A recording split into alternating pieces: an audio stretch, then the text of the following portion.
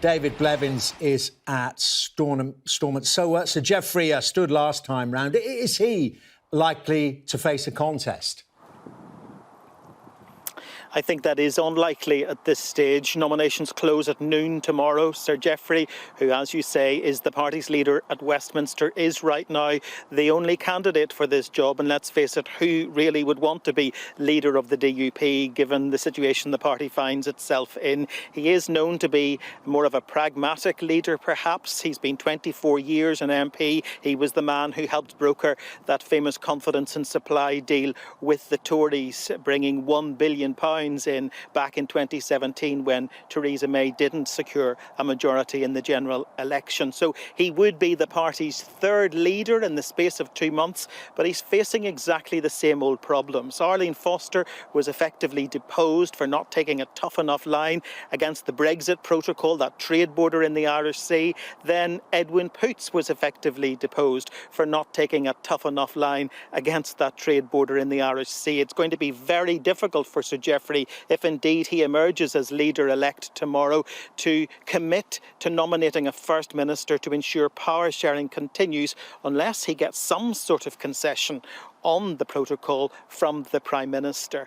As I say, Edwin Poots, the man who succeeded Arlene Foster for an astonishing 21 days just, has been talking for the first time today about his decision to resign after he nominated a First Minister against the wishes of his own party. This is what he had to say to me.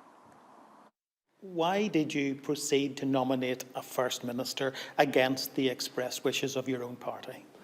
My focus was on the Northern Ireland Protocol first and foremost, because constitutionally that is what is damaging Northern Ireland. And our best asset at this moment in time in fighting the protocol is actually having the Assembly, because our ministers are in government offices, rooms every day of the week, proclaiming the issues around the protocol, the problems of the protocol, and I believe that's having effect. Do you regret nominating Paul Givan as First Minister now? I regret the fallout from it. I think that it was the right thing to do, and it's the right thing to do to ensure that we have maximum leverage. And ultimately, it was my intention, had we not got a success on the protocol, then I would have been prepared to pull Paul Givan out of that job. That was something that I wished to express, but I didn't get the opportunity to express. At what point did you realise Edwin Poots' leadership of the DUP was over? Was it when you came back out of the Assembly chamber after nominating? Was it during the party officers' meeting at headquarters? Well, to be honest, I was busy all day, so I wasn't paying a lot of attention to the media, so I didn't hear what was being said or what was going on, but I knew at the party officers' meeting that you know, they were in a particular place, and ultimately the majority of them hadn't wished me to be leader in the first instance. Given how divided the party now is, do you regret the ousting of Arlene Foster as leader of the DUP?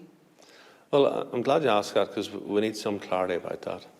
Because I filled the position that Arlene held, people perhaps think that I had a much greater role in that than what I actually had. There was lots going on in the DUP, and there was a significant issue there, and 85% of the Assembly group had a particular view, and that's reflected. And I don't wish to make things any more difficult for Arlene. She's now moved on. You said a moment ago people overestimated perhaps your role in the ousting of Arlene Foster. Who do you blame for the events of recent days, the meltdown in your party?